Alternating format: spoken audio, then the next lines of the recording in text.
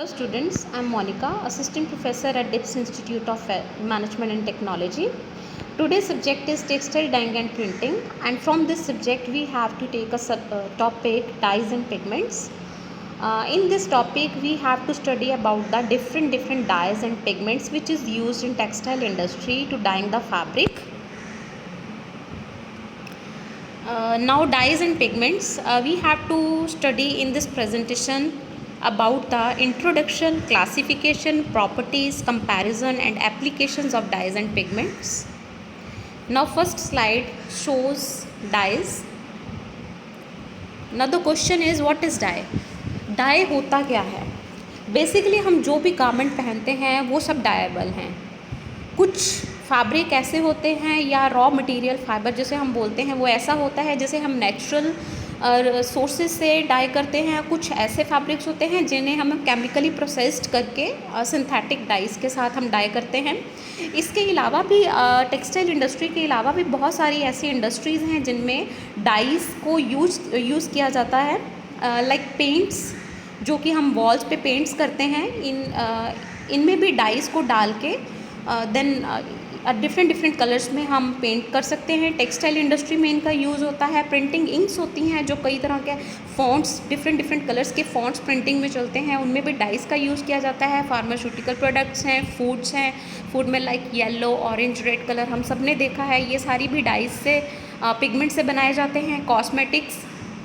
Cosmetics में कई तरह की डाइज़ और पिगमेंट्स यूज़ किया जाते हैं. लाइक जो लिपर्स वगैरह, लिपस्टिक्स वगैरह या काजल हम यूज़ करते हैं, उन सब में पिगमेंट्स का यूज़ किया जाता है. जिन पिगमेंट्स के यूज़ से ही जो लिपस्टिक्स हैं या लिपर्स हैं उनके डिफरेंट शेड्स प्रोड्यूस किए जा सकते हैं. Different kind of plastic material में इनका यूज़ होता है. Photographic and paper industry, mostly paper industry and textile industry, दो ऐसी इंडस्ट्रीज़ हैं जिनमें इन डाइज और इंक्स का बहुत ज़्यादा यूज़ किया जाता है. So these are a major types of dyes in textile finishing.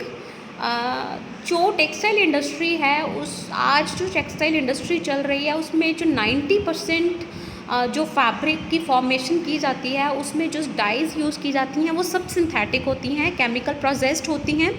In synthetic dies को बनाने के लिए कुछ हमें केमिकल सब्सटेंस की ज़रूरत होती है, जिनमें से जिनके रिएक्शन के साथ हम डिफरेंट कलर्स की डाइज़ को प्रोड्यूस कर सकते हैं.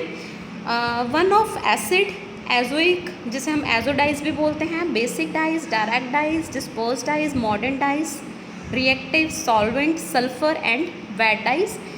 ये जो सारी डाइज़ हैं इनका टेक्सटाइल इंडस्ट्री में यूज़ किया जाता है ताकि इनसे डिफरेंट सिंथेटिक डाइज़ की फॉर्मेशन की जा सके. इनकी डिटेल स्टडी हम नेक्स्ट प्रेजेंटेशन में करेंगे. Property of dies. अब डाई में कुछ ऐसी प्रॉपर्टीज़ होनी चाहिए जिनसे कि उस डाई के कलर को परमानेंट किया जा सके, उस डाई की क्वालिटी को इम्प्रूव किया जा सकते, या फिर उसकी क्वालिटी मतलब फैब्रिक के लिए फ्रूटफुल हो. इनमें 4 तरह की जो प्रॉपर्टीज़ होनी बहुत ज़रूरी है डाइज़ में. First is colour. उसका कलर, जिस तरह का कलर हमें चाहिए, वो टिंट में है, वो शेड में है, वो किस तरह की टोन हमें चाहिए, वो डाई में होनी ज़रूरी है. Solubility in water. डाई की सबसे बड़ी क्वालिटी ये है कि वो पानी में सॉल्यूबल हो, वो पानी में अच्छी तरह से घुल जाए, ताकि जब उसमें फैब्रिक को या raw material as a fibre को डिप किया जाए तो वो अच्छी तरह से उस डाइड वाटर को एब्जॉर्ब कर ले. Ability to be absorbed and retained by fibre और chemically combined with it. Ability to withstand washing, dry, cleaning and exposure to light. अब क्या होता है, डाई होने के बाद समटाइम्स क्या होता है कि जब उस फैब्रिक को वॉश किया जाता है या उसे हम क्लीन करते हैं या उसे सनलाइट में डालते हैं तो क्या होता है कि उसका कलर फेंट होना शुरू हो जाता है. ये प्रॉपर्टी जो है कि उसका कलर परमानेंट हो, फास्ट हो, इसके लिए ये प्रॉपर्टी होनी बहुत ज़्यादा ज़रूरी है. उसको फेंट नहीं होना चाहिए. Classification of dye. There are 2 types of classifications of dyes. First is classification based on the source of material. कि हमें जो डाई के लिए जो हमें पिगमेंट्स मिल रहे हैं, जो डाई के लिए हमें मटेरियल मिल रहा है, उसका सोर्स क्या है. First is natural. Natural resources होते हैं जिनसे कि हमें वो पिगमेंट्स मिलते हैं। सेकंड इज सिंथेटिक या मैन मेड जिसे हम बोलते हैं, वो सोर्सेज होते हैं जहाँ से हमें वो पिगमेंट्स मिलते हैं। This slide sources of material, natural dyes and synthetic dyes. Now what is natural dye? Natural dyes are colorants derived from plants, invertebrates और minerals. Natural dyes वो हैं जो कि हमें प्लांट्स से, उनकी स्टेम से, उनकी रूट से, लीव्स से, डिफरेंट कलर्स के फ्लावर्स की पेटल्स, फ्लावर्स जो पिगमेंट्स हमें उनसे मिलते हैं, वो नेचुरल डाइज के लिए हेल्पफुल होते हैं। इन्वर्टिब्रेट्स ये होते हैं लाइक वो इंसेक्ट्स जिनकी बैकबोन नहीं होती, लाइक जैसे बटरफ्लाई अपने देखी होगी, बटरफ्लाई डिफरेंट कलर्स में होती है। ये इस तरह के जो इंसेक्ट्स होते हैं वो नेचुरल डाई के लिए हेल्पफुल होते हैं। देन मिनरल्स में हम क्ले वगैरह कह सकते हैं, क्ले हो गया या सल्फर आयरन्स वगैरह हो गया जिनसे कि हमें कलर नेचुरल कलर मिलता है। The majority of natural dyes are vegetable dyes from plant sources, example roots, berries, bark, leaves and wood. इसके अलावा कई तरह की स्पाइसेस भी होती हैं जिन्हें कि हम मसाले बोलते हैं, लाइक उनमें जो दालचीनी हो गई, देन हल्दी, टर्मरिक, मेहंदी, हीना जो हमें ग्रीन कलर, कई तरह के ग्रीन टोन्स जो हमें प्रोवाइड करवा सकती है नेचुरल डाइज के लिए। देन इसके लिए रतनजोत बहुत अच्छा स्पाइसेस माना जाता है नेचुरल कलर के लिए। Other organic sources include fungi and lichens. Fungi जैसे जो फंगस लग जाती है, अगर हम थोड़ा सा बहुत ज़्यादा टाइम के लिए किसी जहाँ पे फंगस बन जाती है ग्रीन कलर का और जो आना शुरू हो जाता है ऊपर उसके टेक्सचर, ये सारे भी नेचुरल डाइज के लिए हेल्पफुल होते हैं। ना सिंथेटिक डाइज का जो आज की इंडस्ट्री में सबसे ज़्यादा यूज़ किया जाता है।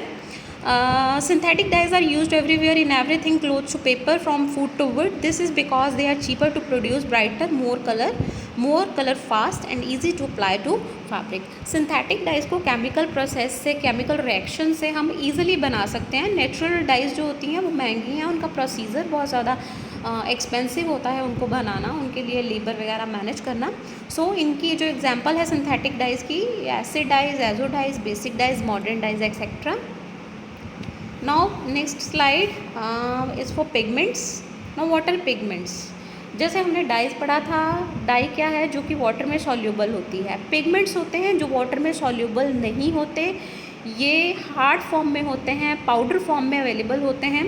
Pigments are water and oil insoluble natural and synthetic product that impart color to materials such as paper and plastic.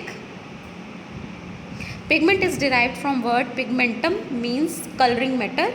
Pigments are coloring substance which do not enter into chemical reaction with polymers. ये fibre में chemical reaction के साथ इनको हम fibre को die नहीं कर सकते पिगमेंट से। पिगमेंट का काम होता है फैब्रिक के ऊपर प्रिंट करना with the help of some binder. Pigment are organic and inorganic material which are partially insoluble in medium. ये किसी भी मीडियम में मिक्स नहीं होते, किसी भी लिक्विड मीडियम में इनको मिक्स नहीं किया जा सकता है, इसलिए डाइंग प्रोसेस में इनका यूज़ नहीं होता। Applications of pigments are used for colouring of leather, building materials, paper, floor covering, ceramic glaze, paint, ink, plastic, fabric, cosmetic, food and other material. Difference between dyes and inorganic pigments. अब ये इसमें दोनों का difference दिखाया गया है dies और pigments का। डाइज जो हैं वो वाटर में 70% सॉल्यूबल हैं एंड जो पिगमेंट्स हैं वो 100% इनसॉल्यूबल हैं, बिल्कुल नहीं घुलते वो वाटर में, लिक्विड में।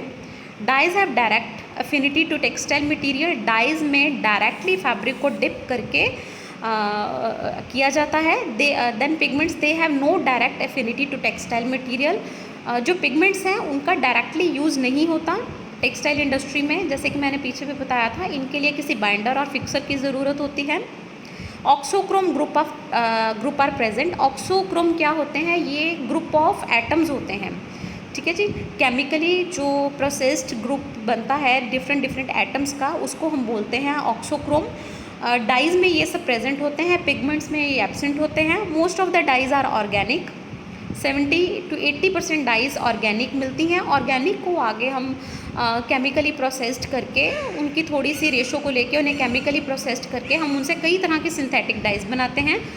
Then pigments, most of dyes are inorganic, ये सब सिंथेटिक मेड होते हैं। कॉस्टली जो डाइज होती हैं ये ज़्यादा एक्सपेंसिव हैं।